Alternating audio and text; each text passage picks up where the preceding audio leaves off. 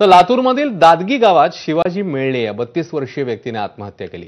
शिवाजी मेळणे मुलांच्या शैक्षणिक लाभासाठी महादेव कोळी जात प्रमाणपत्राच्या प्रतीक्षेत होते।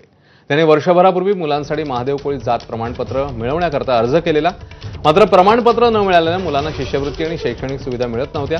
कुटुंबाची जबाबदारी आणि मानसिक तणाव यामुळे त्यांनी टोकाचं पाऊल उचललं।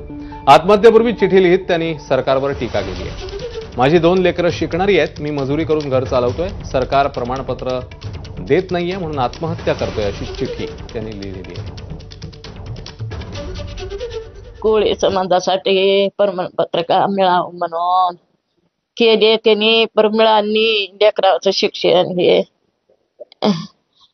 कसं करावं सांगा तुम्ही। एवढं कसं मिळेल तुझं कशाला? आत्महत्या करून करंटाला धरूनच मेले। ही लेकरं कसं सांभाळावं, कसं जीवन जगवावं म्हणून आत्महत्या केली त्यांनी।